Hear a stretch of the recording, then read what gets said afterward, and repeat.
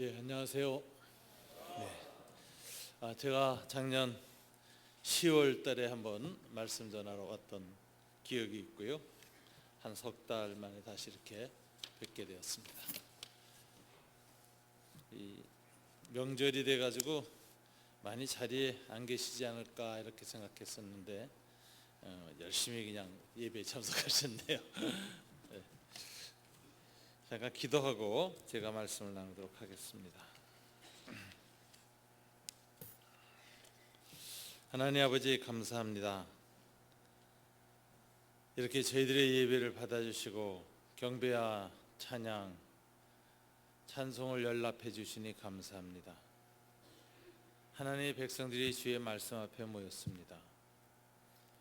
옛 시내산에서는 하나님이 친히 돌판에 글을 새겨주셨는데 이 시간에는 성령께서 친히 저희들의 마음판에 주의 말씀을 새겨주시기를 간절히 바랍니다.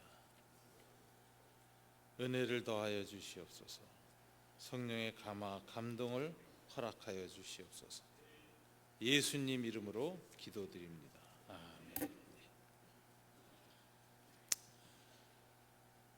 우리가 이 출애굽기 이 4장부터 이 14장까지가 소위 10가지 재앙이 일어나고 이제 출애굽하는 내용이 이렇게 있습니다.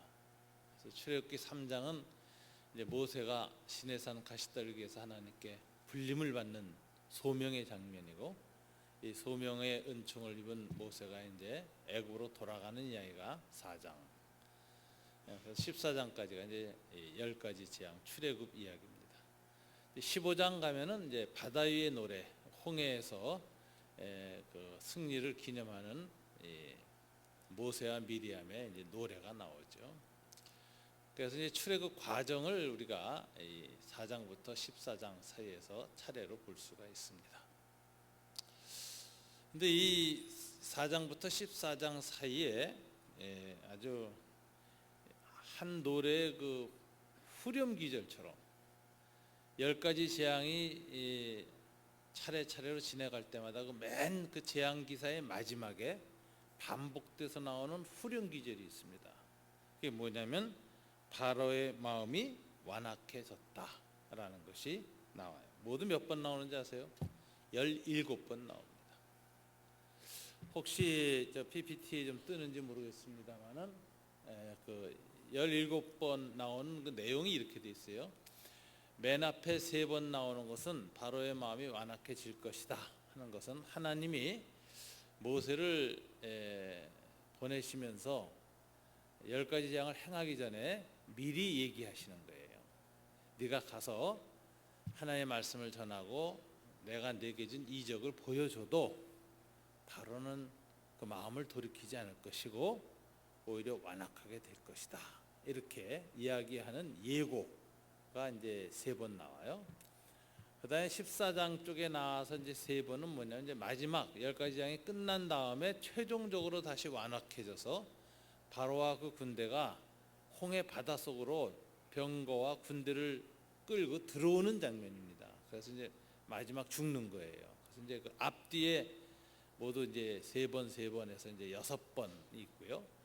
가운데 10가지 재앙이 있는 중에 모두 이제 11번의 그 바로의 마음이 완악해졌다 하는 이 내용이 나옵니다. 그래서 모두 17번 이 바로의 마음이 완악해졌다라는 게 반복돼서 나와요. 이걸 성경 읽을 때 반복 후렴구라고 붙일 수 있습니다. 우리가 찬송을 불러도 후렴구가 있으면은 그 찬송의 앞에 가사도 참 의미가 있지만 반복되는 후렴구가 우리의 마음에 깊이 새겨지고 여운이 남는 거 아니겠습니까? 그러니 출애굽기 읽을 때는 뭐가 마음에 깊이 여운으로 남느냐면 바로의 마음이 완악해졌다. 이게 하나님이 원하시는 그 후렴이에요. 그래서 출애굽기 읽을 때 이 10가지 재앙을 보면 이 재앙 이야기 자체에 관심 두는 건 이제 유치원 수준이고, 저와 여러분들 같이 이제 신앙생활 오래 한 분들은 성경에서 뭘 우리한테 하나님이 여운으로 깊이 남기는 메시지인가? 그건 바로의 완악함, 이걸 깊이 생각하게 하는 것이 이 출애굽의 전체 핵심 메시지다, 이렇게 볼 수 있습니다. 이 17번의 이 바로의 완악함에 관한 이 반복 어기 가운데 이 주어가 하나님이 주어로 한 부분이 있어요. 이게 무려 9번이나 나와요. 17번 중에. 그래서 이제 바로가 스스로 자기 마음을 완악하게 했다라는 것은 8번 나오고요. 하나님이 바로의 마음을 완악하게 만들었다 하는 하나님이 주어인 부분이 모두 9번에 걸쳐서 나갑니다. 그래서 내가 바로의 마음을 완악하게 만들 것이다. 오늘 읽은 본문에서도 하나님은 미리 예고할 때 바로 자신을 주어로 쓰셨습니다. 여호와께서 모세에게 이르시되 내가 애굽으로 돌아가거든 내가 내 손에 준 이적을 바로 앞에 다 행하라. 그러나 내가 그의 마음을 완악하게 하여 그가 백성을 보내주지 아니하리라. 내가 그의 마음을 완악하게 하겠다. 바로의 마음을 하나님이 완악하게 만들겠다, 이렇게 얘기를 하시는 거예요. 그래서 하나님 앞에서 바로는 10번에 걸친 큰 재앙을 반복해서 받으다가 마지막에는 결국 바닷속에서 죽게 될 것이다, 이렇게 얘기를 합니다. 자, 바로의 마음을 하나님이 완악하게 하셨다라는 이 기절을 잘못 이해하면 이제 이런 이해를 하게 됩니다. 바로의 완악함의 조종자가 누구냐? 바로의 악을 하나님 자신이 아니냐는 거죠. 그럼 바로는 굉장히 억울한 겁니다. 그죠? 바로 입장에서는 아니 하나님이 내 마음을 완악하게 만들고 그리고 10번이나 두들겨 패시는 거예요. 그러면 바로 입장에서는 이건 참 하나님께서 내 마음을 그렇게 나쁜 쪽으로 가도록 만들어 놓고 왜 또 때리시느냐. 그리고 마지막에 심판과 멸망을 주시다니 이건 억울합니다. 이렇게 생각할 수 있습니다. 근데 이 기절의 바로의 완악함이라는 이 묘사, 출애굽기 묘사를 가만히 살펴보면 그렇게 모든 악의 근본적인 원인 조성자로서 하나님을 탓할 수가 없게 이 성경은 기록이 되어져 있습니다. 우선 첫 번째 재앙부터 5번째 재앙까지는요, 전부 주어가 바로예요. 바로가 스스로 그의 마음을 완악하게 했다, 이렇게 나와요. 그다음에 하나님이 바로의 마음을 완악하게 했다라는 것은 언제부터 나오느냐? 6번째 재앙, 즉 출애굽기 8장 12절부터 나옵니다. 9장 12절부터 하나님이 주어로 나옵니다. 자, 5번째 재앙까지는 마음이 완악하게 된 건 누구죠? 하나님이 주어가 아니라 바로 자신이 완악하게 했어요. 근데 6번째부터는 바뀌기 시작합니다. 주어가 누구라고요? 하나님이 바로의 마음을 완악하게 하셨다. 이 변화를 어떻게 이해해야 될까요, 여러분? 이 부분에 대해서 구약학자들과 신약학자들이 일치하는 견해가 있습니다. 6번째부터 하나님이 주어가 돼서 바로의 마음을 완악하게 했다라는 걸 어떻게 해석할 것이냐. 최근 나온 주석들을 보니까 이 부분을 조금 더 잘 풀었어요. 하나님께서 바로의 마음을 완악하게 그대로 두었다, 혹은 내버려 두었다. 이것이 용법에 따라서 보면 아주 정확한 구약의 읽기입니다. 그러면 이런 입장은 어떻게 해석하는 것이냐? 1장부터 5장까지는 바로 자신이 하나님의 이적 앞에서 스스로 마음을 완악하게 한 거예요. 저항하고 스스로도 악한 쪽으로 마음을 기울인 것입니다. 그런데 6번째 재앙부터는 하나님께서 그 기울어진 바로의 마음을 그대로 내버려 두신 거예요. 그래서 하나님께서 바로의 마음을 완악하게 만들었다는 것은 아주 하나님 앞에 바로의 마음이 순종할 수도 있고 불순종할 수 있는 그 절대 중립의 자리에 있었는데 하나님이 의도적으로 악한 쪽으로 기울어지도록 이렇게 만들었다는 뜻이 아니고, 이 출애굽기의 완악하게 대한 용법을 보면은 처음에 5번은 바로가 스스로 완악해졌어. 그래서 중립에서 넘어서서 완악한 쪽으로 기울어졌는데 6번째부터는 하나님이 기울어진 이 바로의 완악함을 그대로 두었다. 그래서 점점 더 스스로 기울어져 가도록 내버려 두었다. 그래서 이것을 하나님의 내버려 둠이라고 해석합니다. 자, 여러분, 인간은 하나님 앞에서 하나님을 택할 수도 있고 마귀를 택할 수도 있고 선을 택할 수도 있고 악을 택할 수도 있는 절대적인 순수한 자유의지를 가진 중립적인 존재일까? 여러분 어떻게 생각하십니까? 저와 여러분의 마음을 살피고 하나님 앞에 우리의 인격이 움직이는 그 중심을 스스로 이렇게 돌이켜보시면 저와 여러분은 과연 하나님 앞에 순수한 중립적 자유의지를 가진 존재인가? 여러분, 신학적으로 보면요, 저와 여러분은 지금 자유의지가 사실 상실되어 있는 상태입니다. 절대적 순수한 자유의지는 언제만 있었느냐? 선악과 따먹기 전에만 있었어요. 하나님이 에덴 동산에 우리를 창조하실 때 우리를 하나님의 형상으로 만드시고 하나님의 완벽한 자유와 자율성을 인간한테 부여하셨어요. 하나님은 에덴 동산에서 아담과 하와를 창조하실 때 자기의 형상으로 창조했다는 것은 무슨 말이냐면 외형이나 모습만 하나님 형상으로 만들고 자유의지가 없이 그저 로봇처럼 그런 존재를 만들었다는 뜻이 아니라 하나님의 인격적 형상을 그대로 부여하셔서요, 정말 악과 선에 대해서 그가 스스로 완벽한 자유의지를 가지고 택할 수 있는 존재로 만드셨어요. 하나님은 인간과 사귀고 싶으셨고 교제하고 싶으셨고 인간이 자발적 의지로 하나님을 사랑하고 따르기를 원하셨어요.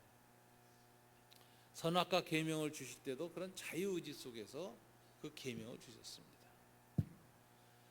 근데 이 자유의지를 가지고 아담은 하나님을 택하지 못했습니다. 악을 택했습니다. 그래서 타락을 했어요. 그래서 이제 출애굽 이후로는 이 에덴 동산에서 나온 이후로는 인간이 어떻게 됐느냐? 이미 타락해서 자기 힘으로 다시 하나님을 향하여 완벽하게 돌아갈 수가 없는 존재가 되었습니다. 이미 기울어진 존재가 되었어요. 이미 악에 대해서 상당히 기울어진 존재가 되었어요. 그래서 순수하게 중립적으로 자유의지를 가지고 하나님과 악 또는 마귀를 택할 수 있는 그런 자유의지는 이미 상실된 겁니다. 에덴 동산에 나오는 순간 이미 악적으로 기울어졌어요. 그래서 그 후로는 이 타락한 이후에는 원죄뿐만 아니라 원죄에 근거해서 기울어져서 행하는 인간의 자의적인 악, 이걸 자범죄라 그러죠. 이것이 계속 쌓여갑니다.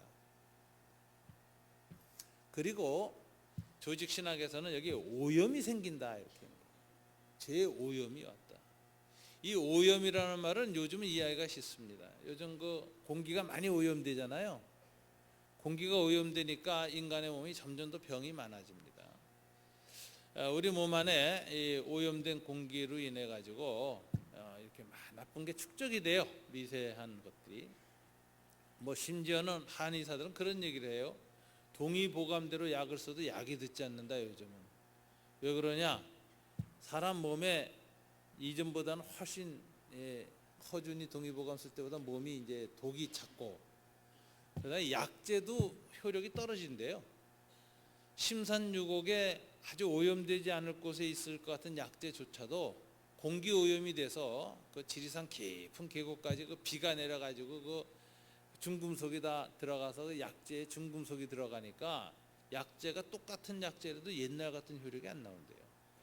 그래서 요즘 그 하는 얘기가 있지 않습니까? 치병하기 전에 먼저 제독부터 해야 된다. 독부터 빼야지 약이니 뭐니 다 효력이 있다. 이런 얘기가 나올 정도로 인간의 몸에 들어와 있는 이 세상 안에서의 오염, 독이 굉장히 많습니다. 몸만 그럴까요, 여러분? 우리의 정신과 마음도 인류 역사에 오랜 죄악이 점점 누적돼서 더 악해져 있습니다.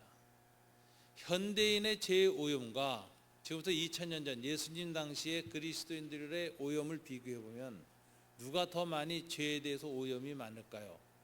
우리입니다. 저는 요즘 그런 생각을 해요. 요즘 이 시대에 성적으로 아주 깨끗한 젊은이들이 아무리 깨끗하다 하더라도 옛날 2000년 전에 타락한 사람들보다도 더 성신경이나 이런 부분이 더 오염되어 있을 것이다. 그렇죠. 옛날에는 포르노 문화 같은 것이 없었습니다. 저는 자랄 때 이렇게 잘 사는 동네가 아니어서 그런지 모릅니다만 한 동네에 텔레비전이 한 집, 두 집 있었어요. 그래가지고 저 어렸을 때 국민학교 6학년 때는 그 기밀 프로레슬링 한번 보려면요, 그 잘 사는 그 애한테 잘 보여야 되고 그래야 그 집 문간 안에 대해서 마당에서 대청마루에 놓인 텔레비 이렇게 봤습니다. 흑백 텔레비. 그때 온 마을 사람 다 보는 거고 그 집 아들한테 찍히면은 들어가지도 못해요. 그런데 요즘은 이 전자기기 영상 문화가 너무 발달해 가지고 온갖 나쁜 영향을 아이 때부터 다 받고 자라요. 그러니까 저는 그렇게 생각해요. 요즘 가장 순수한 사람들이 옛날에 타락한 사람보다 어떤 부분에서는 더 깊은 타락이 이미 내면에 이루어져 있다. 이 오염되어 있다라는 거예요. 그래서 이 죄로부터의 오염은 에덴 동산 나온 이후로 인류 역사 지금까지 계속해서 몸과 마음에 쌓여옵니다. 또 이 요즘 뇌신경 과학이 이제 굉장히 발달했잖아요. 여기 의사 선생님들도 많고 그러실 텐데 이 뇌신경 과학이 지난 10년 동안에 엄청나게 발전했어요. 아마 전 세계에서 제일 많이 발전한 부분일 거예요. 요즘 특별히 AI 인공지능 이야기가 나오면서 뇌신경과 AI를 어떻게 연결시키느냐도 중요한 아주 연구 분야로 떠오르고 있지 않습니까? 하루에 아마 시계오라는 분이 쓴 오래된 책입니다. 10년 전이니까 거의 고전입니다. 뇌신경과학 쪽에서는 뇌내 혁명이라는 책을 보면은 아주 인간에 대해서 아주 많은 걸 생각하게 하는 부분이 있습니다. 뇌가 좌뇌와 우뇌로 이루어졌다는 거 아시죠? 좌우로 이렇게 대칭형으로 뇌가 생겼어요. 근데 좌뇌와 우뇌를 연결시키는 가운데 다리가 있어요. 뇌량이라 그럽니다. 좌뇌는 주로 분석지예요. 그래서 들어온 경험 자료를 논리적으로 분석하고 인식하고 정돈하는 능력이 있습니다. 그래서 이제 머리가 좋다는 사람, 법학 공부 많이 한 사람, 의대 나온 사람들 이런 사람들이 다 좌뇌가 발달해요. 그래서 이 좌뇌가 발달하면 이 지능 지수가 높다서 IQ가 높다 이렇게 얘기해요. 인텔렉츄얼 쿼타이언트가 높다 이렇게 얘기해요.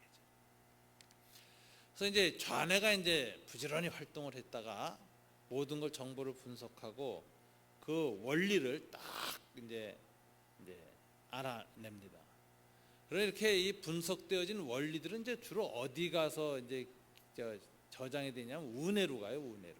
그래서 이제 좌뇌에서 뇌량이란 다리를 거쳐서 우뇌로 가서 딱 들어가면서 이 우뇌는 원리들이 주로 들어가서 있습니다. 그러니까 이 원리가 깊이 들어가 있기 때문에 좌뇌하고는 달리 우뇌는 어떤 사물이나 현상을 딱 보면 일일이 분석하지 않고도 그 외부에 있는 공식, 들어가 있는 공식에서 즉시 답이 나와요. 그래서 이런 것들을 갖다가 직관지라고 그러죠. 분석지가 아니라 직관으로 인식하는 것. 그래서 어떤 탁 보면 그냥 보는 순간에 알아챕니다. 문제가 뭔지, 답이 뭔지 탁. 그래서 이런 사람들은 이제 통찰력이 뛰어나다.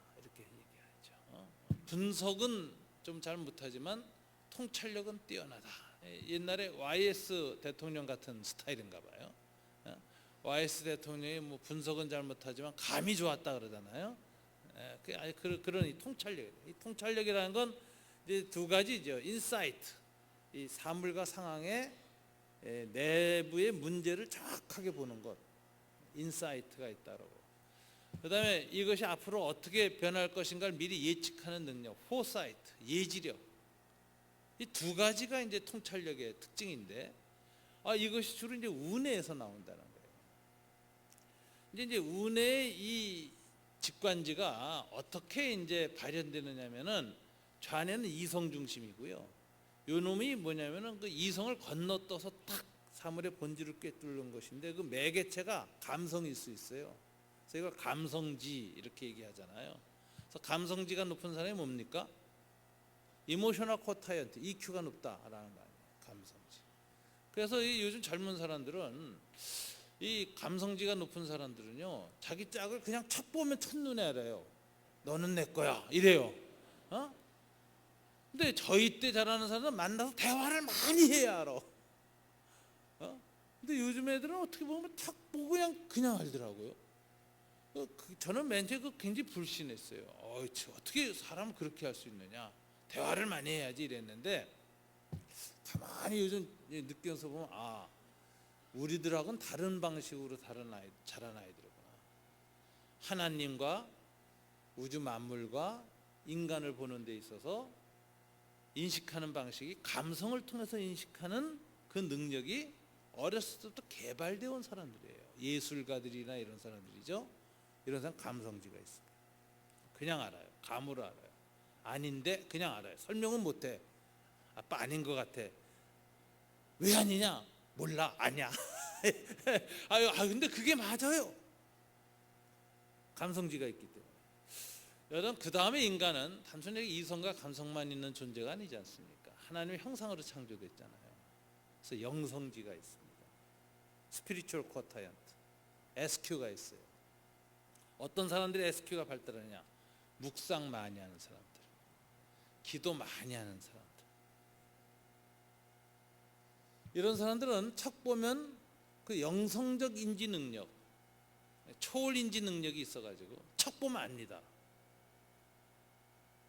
이런 사람이 성령 안에서 이게 많이 개발된 사람은 아주 신앙생활하는데 기도 응답도 잘 보고 영적 분별력도 탁월하고 예지력도 있고 참 좋은데, 이게 귀신하고 붙어서 연습된 사람은 이제 무당되거나 도사가 되는 거죠.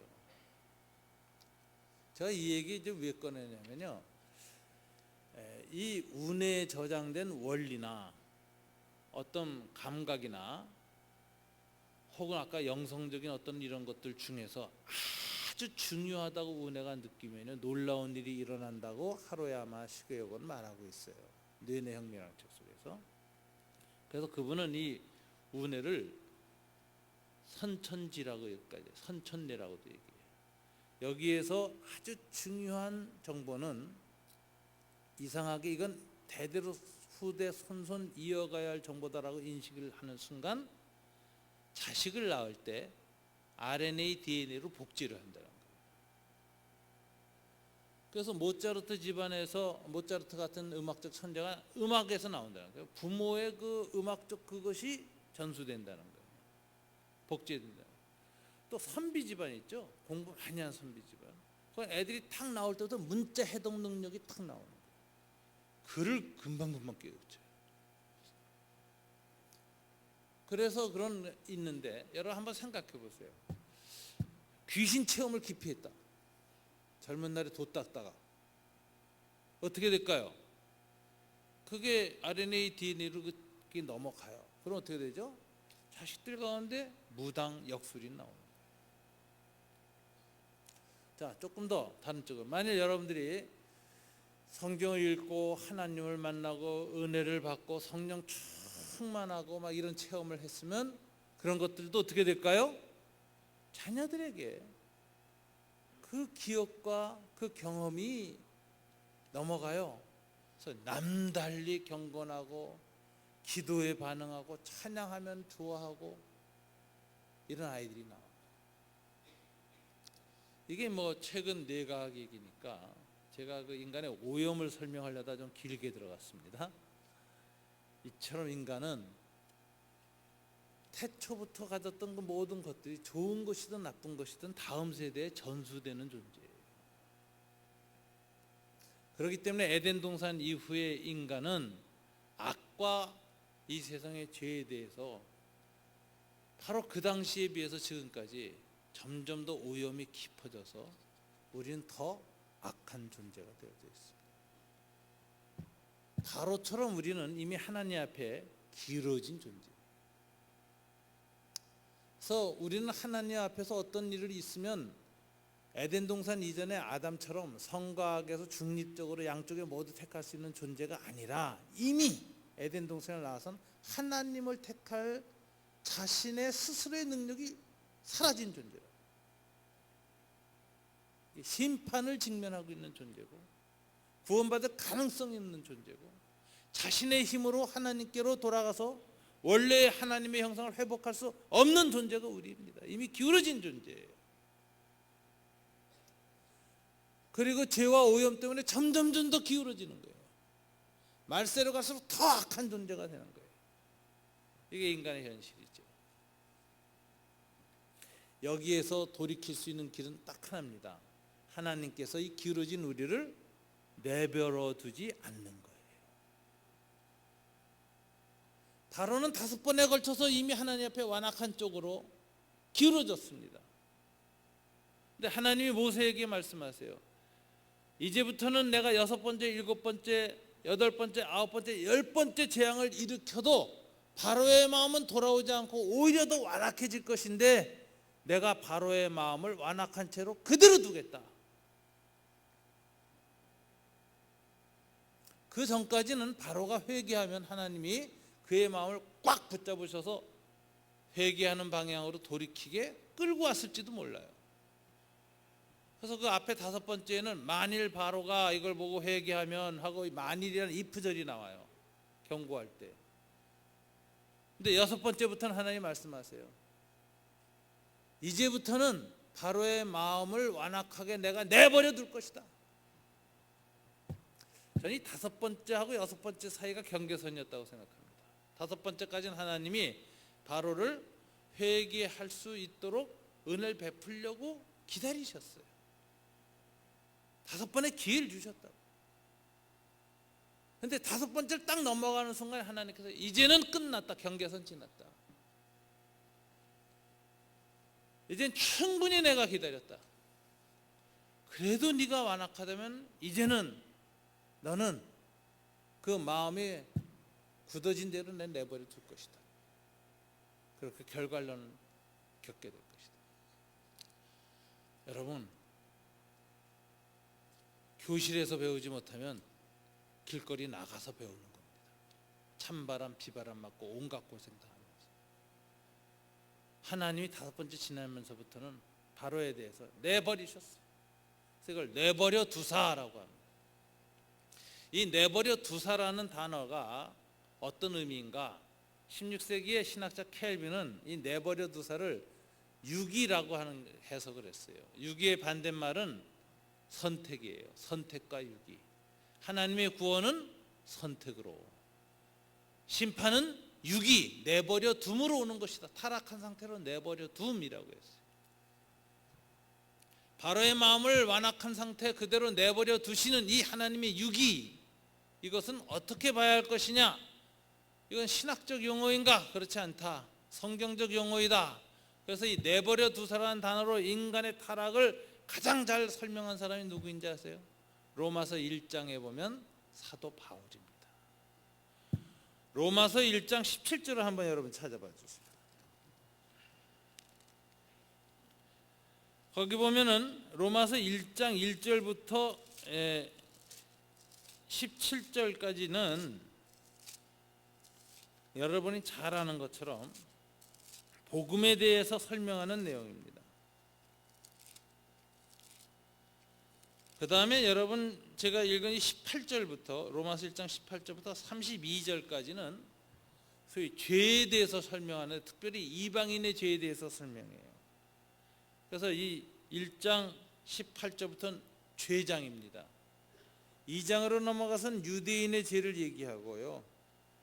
그리고서 이제 이 3장에서 그러므로 이방인의 죄와 유대인이 모두가 다 죄가 있으니 모든 사람이 다 죄를 지었다. 그래서 구원받을 존재가 없다 하고 얘기하고 4장에서 이제 예수 그리스도의 의가 이제 나타나기 시작하는 이런 구조를 갖고 있거든요. 그런 거 인재론, 죄를 얘기하는 부분에서 모든 이방인의 보편적인 죄, 유대인이나 이방인이나 모든 인류의 보편적인 죄를 얘기하는 부분이 로마서 1장 18절부터 32절까지 나오는데, 여기에 사도 바울은 이런 죄가 들어오게 된 결정적 계기를 뭐라고 설명하냐, 하나님이 내버려 두셨다라는 표현을 사용하고 있어요. 3번 사용하고 있어요. 한번 1장 18절부터 우리가 한번 교독을 해볼까요? 제가 18절 읽습니다. 하나님의 진노가 불의로 진리를 받은 사람들의 모든 경건치 않음과 불의에 대하여 하늘로부터 나타나나니,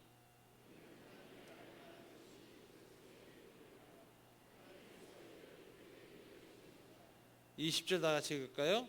하늘새로부터 그의 보이지 아니하는 것들 곧 그의 영원하신 능력과 신성이 그가 만드신 만물에 분명히 보여 알려졌나니 그러므로 그들이 핑계하지 못한지니라. 여기까지 잠깐 먼저 보시면, 하나님을 알만한 것이 먼저 어디에서 나타납니까? 보입니까?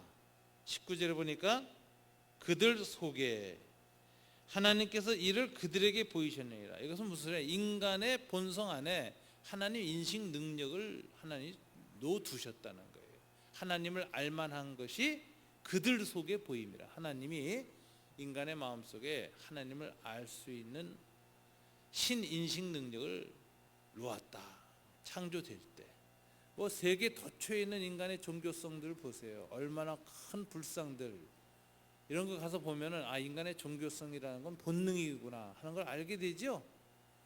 그래서 그 솔로몬은 전도서에서 뭐라고 했습니까? 영혼을 사모하는 마음을 하나님이 인간에게 주셨다. 이렇게 전도서에 표현해 있어요. 인간의 종교적 본능. 그래서 이 파스칼은 인간의 마음 속에는 하나님만이 채울 수 있는 빈방이 있다. 이런 표현까지 썼습니다. 그러니까 인간 안에 하나님을 인식할 수 있는 오성 능력을 하나님 두셨어요. 이렇게 주관적으로 인간 안에 오성 능력이 있을 뿐만 아니라 객관적으로 만물 속에 피조 세계에 하나님의 형상이 들어가 있습니다. 그게 20절이죠. 그의 영원하신 능력과 신상이 그가 만드신 만물에 분명히 보여 알려져 있다. 그러니까 인간의 내면 안에 하나님을 인식할 수 있는 오성 능력이 있고, 이 자연 만물, 객관적인 자연 만물에 하나님의 신성이 깃들여 있어요. 하나님의 피조물을 만드시면서 해, 달, 별 만들면서 신성과 영광을 거기다 숨겨두셨거든요. 그런데 인간의 이 오성하고 바깥에 있는 신성이 만나서, 하나님의 신성이 만나서 번쩍하고 만나는 순간 무슨 일이 생길까요? 하나님 인식 능력이 생긴다는 거예요. 이게 도튼다는 얘기입니다. 이게 아트만과 브라만이 만난다는 얘기예요. 인도 철학에서. 불교에서 말하는 나와 범이며가 만난다. 그래서 열반에 이른다 하는 얘기예요. 이게 바로. 그래서 이 인간 안에 있는 신인식 능력하고 하나님이 창조하신 피조 세계의 신의 신성이 번쩍하고 만나기 때문에 무슨 생각이 드느냐? 신은 있다. 신 존재 인식이 생긴다. 존재감. 그러므로 신이 없다고 핑계를 대지 못해요. 그래서 20절을 다시 한번 읽어볼까요? 다 같이. 창세로부터 그의 보이지 아니하는 것들 곧 그의 영원하신 능력과 신성이 그가 만드신 만물에 분명히 보여 알려졌나니 그러므로 그들이 핑계하지 못할지라. 뭐를 핑계하지 못합니까? 신이 없다 이런 말을 못한다는 거예요. 그런데 문제는 뭐냐? 21절입니다. 다 같이 읽어볼까요? 하나님을 알되 하나님을 영화롭게도 아니하여 감사하지도 아니하고 오히려 그 생각이 허망하여지고 마음이 어두워졌나니. 이게 이제 문제가 뭐냐면 신이 존재한다는 걸 이렇게 알았는데 이 신의 존재가 한다는 이 생각이 타락 때문에 어두워지고 썩어지고 허망하게 됐어요. 그래서 무슨 일이 생기느냐? 22절 스스로 지혜 있다 하나 어리석게 되어 결과가 어떻게 되죠? 23절 다 같이 읽어볼까요? 썩어지지 아니하는 하나님의 영광을 썩어질 사람과 새와 짐승과 기어다니는 동물 모양의 우상으로 바꾸었느니라. 우상 숭배가 일어나요. 하나님의 존재 인식을 하게 돼요. 인간 안에 있는 신인식 능력과 만물 속에 있는 신성이 만나서 둘이 통합되는 순간에 번쩍하고 신은 있다는 존재 인식은 생기는데, 이게 죄로 말미암아 타락한 거잖아요. 인간의 오성이라는 게 에덴 동산에서 나온 이후로는 죄로 인해서 타락했고, 천지 만물에 있는 하나님의 신성도 인간이 타락한과 더불어 썩어짐의 종로를 패서 이 신성도 좀 가려져 있거든요. 희미하게. 이 둘이 만나서 번쩍하고 했어도 하나님을 완전히 알지 못하고 뭐만 하느냐, 하나님이 존재한다는 것만 알아요. 그런데 이 존재한다는 인식을 가지고 이게 우준하게 돼가지고 어떻게 돼요? 창조주를 섬기지 않고 누굴 섬겨요? 피조물을 신으로 섬기게 되어집니다. 그게 22절이죠. 썩어지지 아니하는 하나님의 영광을 사람과 새와 짐승과 동물 모양의 우상으로 바뀌었네요. 이게 뭐냐면 하나님을 대신에 뭐를 섬겨요? 하나님 만든 피조물을 섬겨요. 이게 우주적으로 뒤집어진 거예요. 하나님 대신에 피조물을 섬긴다. 우상 숭배. 자, 우상 숭배를 어떻게 합니까? 16세기 이전에는 신화적 방식으로 했어요. 햇님, 달님, 별님 다 섬겼어요. 정한수 떠놓고. 16세기 이후에는 어떻게 우상 숭배를 하죠? 피조물 숭배를? 피조물을 신화적 방식으로 섬기지 않고 어떻게 섬기죠? 과학적 방식으로 섬기죠. 피조 세계의 원리를 섬깁니다. 이게 과학주의, 이성주의. 피조물의 원리를 숭배해요. 하나님보다, 성경보다도 과학적 경험, 실험적 지식을 더 앞장서서 생각해요. 그렇기 때문에 피조물 숭배는 똑같은데 16세기 이전에는 신화적 방식으로 피조물을 숭배했고, 16세기 이후는 자연과학적 방식으로 피조물 숭배를 하고 있는 상태예요. 하나님보다 우상을 더 숭배하는 상태다. 그래서 24절, 24절, 25절을 한번 다시 읽어볼까요? 그러므로 하나님께서 그들을 마음의 정욕대로 더러움에 내버려 두사 그들의 몸을 서로 욕되게 하게 하였으니, 이는 그들이 하나님의 진리를 거짓 것으로 받고 피조물을 조물보다 더 경배하고 섬김이라. 주는 곧 영원히 찬송할 이시로다. 아멘. 자, 피조물을 조물주보다 더 경배하고 섬기는 존재론에 있어서 하나님보다 피조물을 섬기는 뒤집힘이 일어났기 때문에 우주적인 질서가 뒤집히니까 인간관계의 창조 질서도 뒤집혀서 동성애가 왔다. 이렇게. 동성애 현상이라는 건 뭐냐? 인간 안에 있는 하나님의 창조 원리가 뒤집힌 현상. 그래서 동성애를 단순한 성욕의 차원이나 성신경 이상이나 성적 취향성이나 개인의 윤리 문제나 개인의 어떤 개인주의적 차원의 어떤 문제로 보지 않습니다. 사도 바울은 이걸 뭐로 보죠? 우주론의 문제로 봐요. 우주의 질서가 뒤집혀진 가장 뚜렷한 증거를 동성애로 봐요. 그래서 사도 바울의 논증이 뭐예요? 왜 당시 그레코 로만 사회의 동성애처럼 인간관계의 모든 질서가 뒤집혀진 현상이 생겼는가? 원인이 어디 있어요? 하나님이 아니라 하나님 만든 피조물을 더 숭배해서 우상 숭배를 하고 그 원리를 숭배하는 자연주의, 과학주의 같은 이런 방식으로 피조물 숭배가 극단으로 올라가니 우주의 질서가 뒤바뀌었고, 이 뒤바뀐 것이 하나님의 피조물인 이 모든 만물에 대한 관계가 뒤바뀌어지면서 마지막엔 인간 사이의 창조 질서가 뒤바뀌어졌다.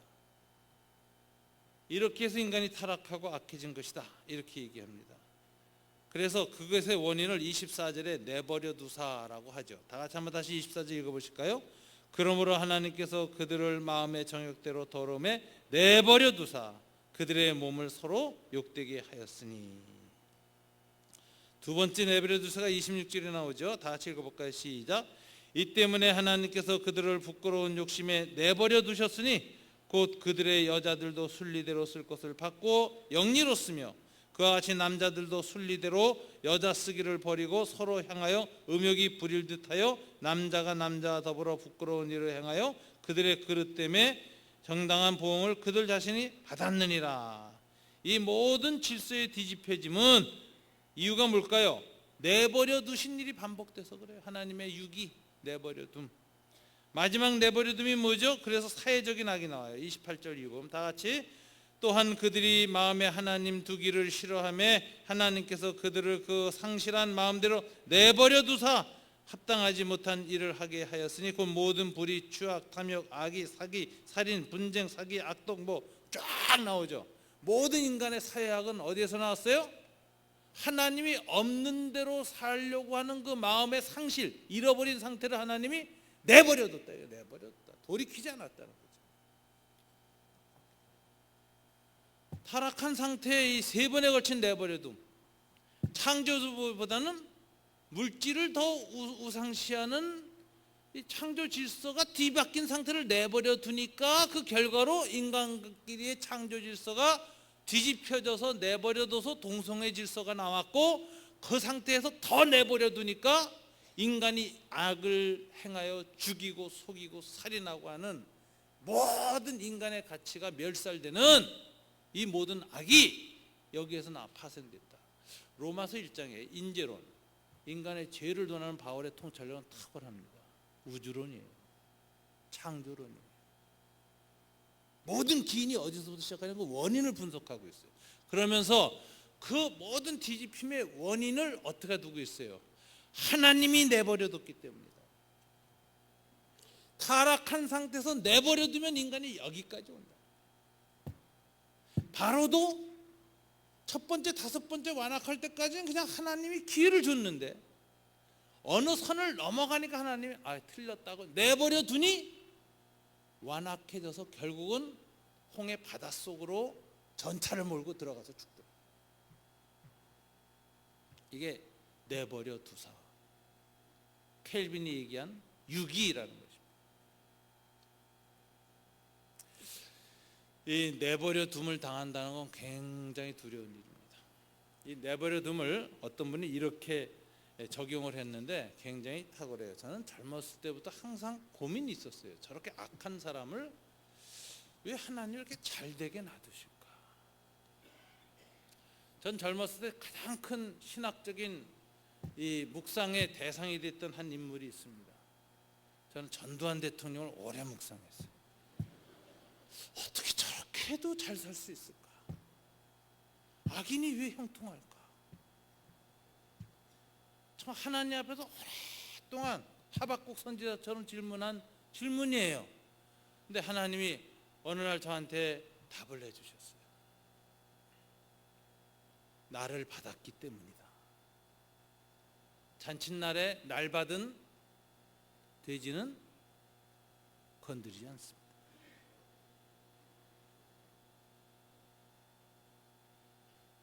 더러운 데 눕는다고 야단치지도 않고 운동 안 한다고 괴롭히지 않습니다. 그냥 잘 먹고 잘 살게 놔둡니다. 왜요? 나를 받았으니까. 내버려 두사람은 그런 뜻입니다. 타락한 인간이 하나님이 내버린 상태로 가버리면 악을 계속 저질러도 그냥 하나님이 개입 안 하세요. 놔두세요. 잘되게 놔두세요. 악인의 형통함이 좋은 일이 아닙니다. 악인의 형통 보고 그래서 여러분들이 마음에 정말 시험 들 일이 아니에요. 악한데도 잘 둔다는 건 뭐냐? 하나님이 유기 내버려 뒀다. 날이 곧 임한다. 여러분들 자녀들 포기하지 아니하시면 계속 잔소리하시고 안타까워하시고 막 찌찌거리고 막 그러시죠? 요즘 그 TV에 보면 미운 우리 새끼인가? 그거 보니까 부모 마음 정말 잘 나타나요.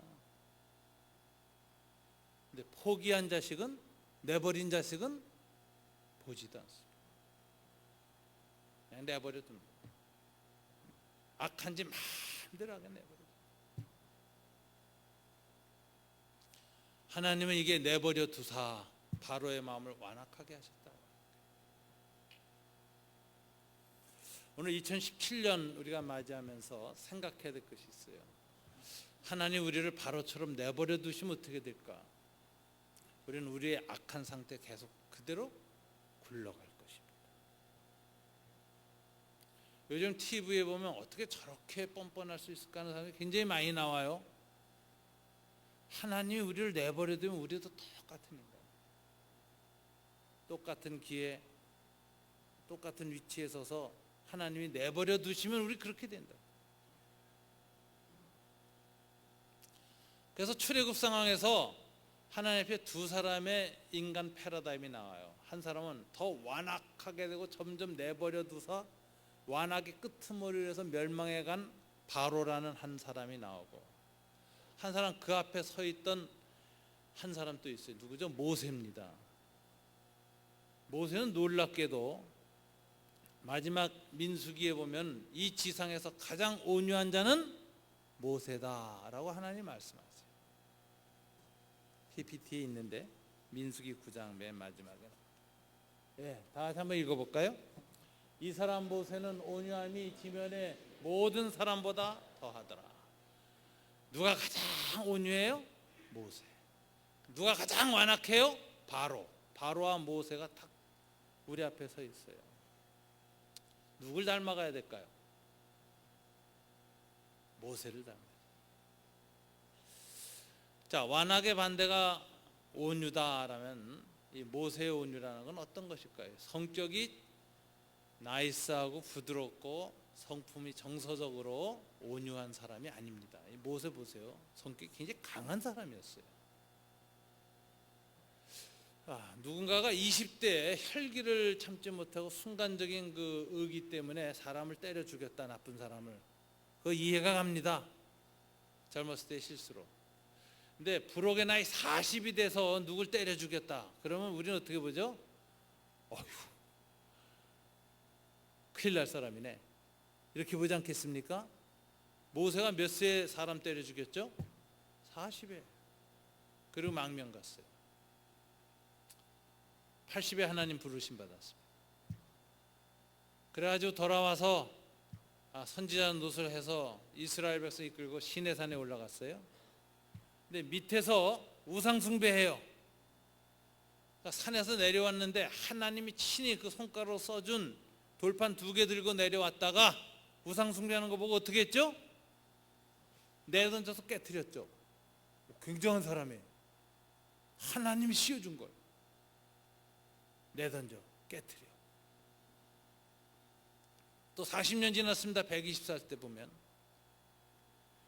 하나님이 저 백성들이 그 물 먹고 싶다고 하고 불평불만하니까 하나님께서 바위로, 이 지팡이로 바위를 가리켜라. 그런 것은 물이 솟을 것이다 했는데 모세가 마지막에 짜증이 났어요. 모세도 하도 불평불만도 해야 되니까 40년 동안 40년 동안 목회하면서 모세도 스트레스가 생긴 거예요.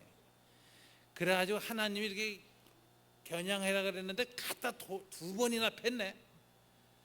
그러니까 물이 솟긴 솟았는데 하나님이 그래요. 야, 너 모세야.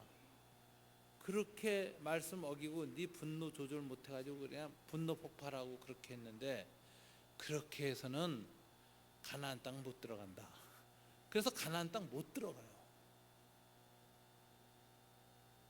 그러니까 모세는 가만히 보면요 성격이 굉장히 강한 사람이에요. 근데 하나님이 뭐라고 했어요? 그 모세를 내가 지면에서 가장 온유한 사람이다. 그러니까 온유란 단어가 무슨 뜻이냐? 정서적으로 부드러운 사람을 가르치지 않습니다. 비록 강하고 날카롭고 굉장히 이 정말 내면이 센 사람이지만 누구에 대해서는 자기 마음을 탁 꺾습니까? 하나님 앞에 대해서는 이걸 순종이라고 합니다. 모세가 하나님 앞에서만 항상 그 말씀에 따랐어요. 그렇게 강했던 모세. 그러니까 하나님 보시기에 야, 난 너처럼 성격이 강하고 왕자병 걸려서 자라오고 세고 평생 지도자 노릇하고 평생 갑의 위치에 서서 지팡이 들고 다녔던 내가 나에 대해서만은 네 하나님하고 어떤 일든지 머리를 꺾고 순종하고 자기 부정을 하니 나는 정말 내가 만난 사람 중에 가장 온유한 사람. 아유, 사람들끼리는 나이스하고 교양 있고 말도 잘하고 얼마나 남 상처 주는 배려하는 말을 잘하면서 하나님 앞에 완악한 사람 굉장히 많아요. 이런 사람은 전도 굉장히 하기 힘듭니다. 교회 나오시죠? 네, 다음에 곧 나갈게요. 그리고 안 나오는 사람 얼마나 많아요. 내가 왜 가 교회를? 그리고 막 소리 질렀는데 나중에 보면 그런 사람이 더 먼저 나중에 교회에 나옵니다. 이상하게. 하나님은요, 인간의 완악과 온유함을 정서적인 관점에서 보지 않습니다. 우리의 의지를 꺾어서 하나님 앞에 순종하느냐 안 하느냐인데 놀라운 것이 있어요. 내가 의지를 꺾어서 하나님께 순종하려고 하는데도 안 되죠. 그게 인간이에요. 내 힘으로 온유해지질 않아요. 그래서 하나님께 온유해지지 않는 나 자신 때문에 괴로워서 부르짖어야 돼요. 하나님, 올해는 작년보다 하나님께 더 순종하고 싶습니다. 그런데 이 순종하기엔 너무 어렵습니다. 내 자아가 너무 타락하고 내 안에 있는 육신의 욕심이 강하고 세상의 유혹이 강하고 그래서 하나님을 향해서 내 의지가 방향을 바꾸질 못합니다. 마음은 원이지만 뜻대로 안 됩니다. 도와주세요. 그래서 하나님의 은혜가 임해서 방향이 바뀌어질 때 그때 비로소 순종이 시작되어지고 온유함이 이루어져요. 이 하나님이 잡아주심이 없으면 우리는 완악한 쪽으로 내버려 두심을 당해 점점 더 완악해진 존재가 돼요. 완악과 온유는 하나님의 은혜를 받아야만 온유해지고, 은혜가 없으면 완악해질 수밖에 없어요. 2017년 우리는 점점 더 완악해지는 모세의 길로 갈 것이냐, 바로의 길로 갈 것이냐, 온유해지는 모세의 길로 갈 것이냐.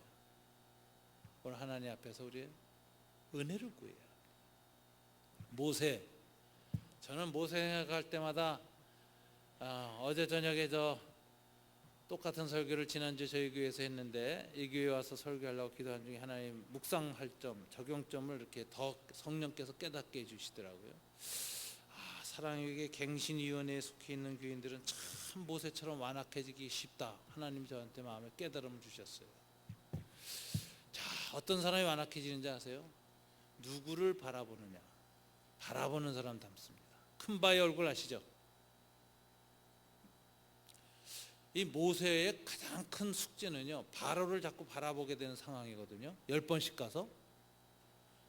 그러면 바로를 자꾸 바라보고 바로만 바라보면 바로 닮아가요. 여러분, 사람 누구 닮는지 아세요? 우리의 무의식이 누구를 닮느냐? 딱 두 사람 닮습니다. 사랑하는 사람. 그래서 부부가 아무리 그 사이가 나빴어도요, 오래 같이 살고 또 특별히 사랑을 많이 한 사람들 보면은 외형도 다르고 그러는데 웃을 때 보면 얼굴 근육 움직이는 게 똑같은 거 아시죠? 그래서 이미지가 비슷해져요. 뇌가 그렇대요. 사랑하는 사람을 서로 마주보고 있으면 상대방 얼굴에 근육 움직이는 그 모습이 뇌가 기억해가지고 카피를 한대요. 내 얼굴에다. 그래서 가만히 있으면 굉장히 안 닮았는데 웃을 때는 딱 부부가 닮아버려요. 그래서 바라보는 사람 닮는 겁니다. 사랑하는 사람 바라봐요. 두 번째, 누구를 또 바라보게 되죠? 미워하는 사람. 미워하는 사람 맨날 그 사람 생각하고 이제 그 사람 닮아가게 돼 있다니까요. 그래서 때려잡자 김일성 하면 김일성 닮아요. 이거 아주 인간의 역설이에요. 그래서 미워하는 사람보다도 사랑하는 사람을 더 많이 바라봐야 돼요. 그래야 그걸 극복할 수 있어요. 모세는 바로를 자주 볼 수밖에 없는 삶의 정황 속에 있었지만 바로보다 누구를 더 많이 바라봤을까요? 하나님을 바라봤어요. 그때 바로의 얼굴을 넘어갔어요. 하나님의 형상이 회복됩니다. 하나님의 얼굴이 돼가요. 하나님께 순종이 돼요. 하나님의 자녀가 돼요. 가장 온유한 자가 돼요. 제가 묵상하다가 사랑의 교회 갱신회에 가서 이 말씀을 드려야지. 여러분들은 잘못하면은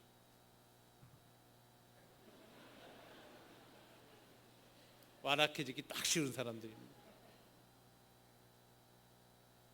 하나님께서 저한테 그 말씀을 해서 가서 꼭 이 설교를 해라. 사랑의 교회 갱신위원회 여러분들한테 사람보다 하나님을 더 많이 바라보십시오. 넘어가십시오. 완악한 바로 뒤에 계시는 그 온유한 하나님의 모습을 더 많이 보십시오. 그분을 지키십시오. 그럼 우리는 모세와 같은 하나님 형상 이루어갈 수 있습니다. 2017년 한 해 준 축복이 있어요. 온유한 자는 복이 있나니, 따라서 해보실까요?